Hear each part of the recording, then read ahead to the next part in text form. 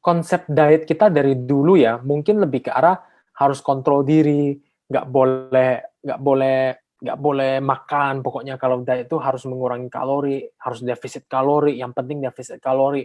Jadi kalau nafsu makan lagi meningkat, harus defisit kalori, dan seterusnya juga ya. Makanya saya belajar dari Frozen itu benar. Let it go memang, nggak boleh. Kita menahan kayak Elsa itu jelek tuh. Akhirnya bisa katastrofi, kecelakaan kemana-mana kan si Elsa itu kan. Harus di let it go sebenarnya memang. Tapi bagaimana cara kita mengontrol kemampuan, bagaimana cara kita mengontrol menghitung kalori tersebut gitu. Bagaimana cara kita mengontrol nafsu makan tersebut. Hari ini kita akan ngomongin tentang nafsu makan, tentang rasa lapar. Dan masalah rasa lapar ini saya yakin pasti banyak dialami oleh teman-teman, terutama saat mau menurunkan berat badan, saat sedang menjalani diet dengan kalori yang lebih rendah. Jadi saat melakukan defisit kalori. Nah, rasa lapar ini sebenarnya perlu kita ajak berteman sebenarnya. Kita perlu mengontrol rasa lapar ini, kita perlu bisa berteman dengan rasa lapar ini. Dan karena terutama di defisit kalori, rasa lapar itu seringkali akan datang. Apalagi kalau misalnya teman-teman memang memiliki metabolisme yang lebih rendah, TDEE-nya rendah. Jadi jumlah kalori yang masuk juga sedikit. Nah, jumlah kalori yang masuk sedikit ini biasanya akan menciptakan rasa lapar. Nah, tugas saya hari ini untuk membantu teman-teman mencari jalan keluar dari sini. Dan supaya lebih kenal lah sama rasa lapar, supaya bisa berteman. Oke.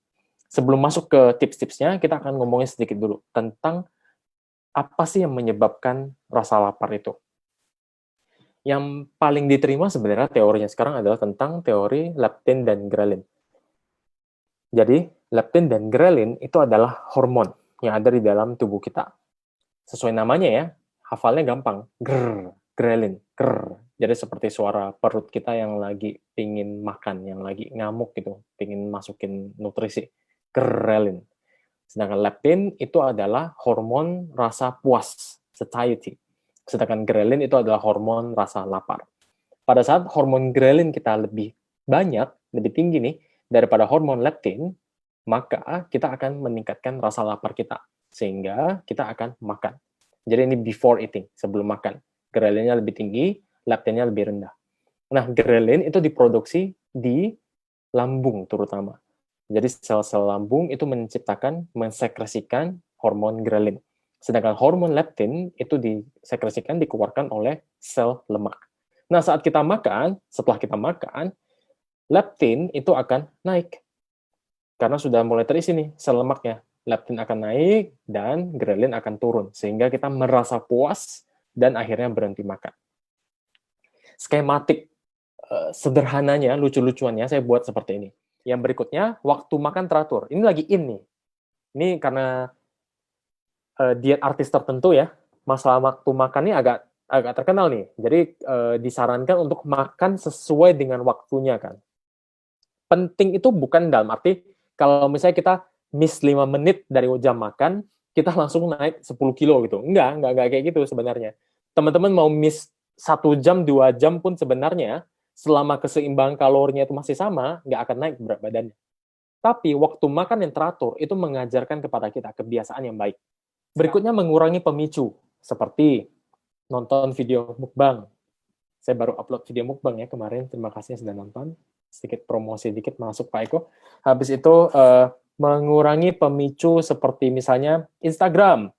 Lihat-lihat foto-foto ini, cek-cek makanan-makanan baru, kafe baru, ngelihat follow Korean food, snack food, dan seterusnya, bikin jadi pingin, kimchi lah, apalah, dan seterusnya lah.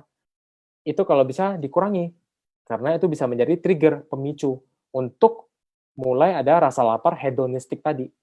Nah, ini yang agak dikurangin. Low carb diet gampangnya karena kita merestriksi ya, karbohidrat, kita merestriksi jenis makronutrien tertentu, ujung-ujungnya nanti kalorinya juga berkurang. Gitu aja sih sebenarnya. Tapi itu mudah untuk pemula.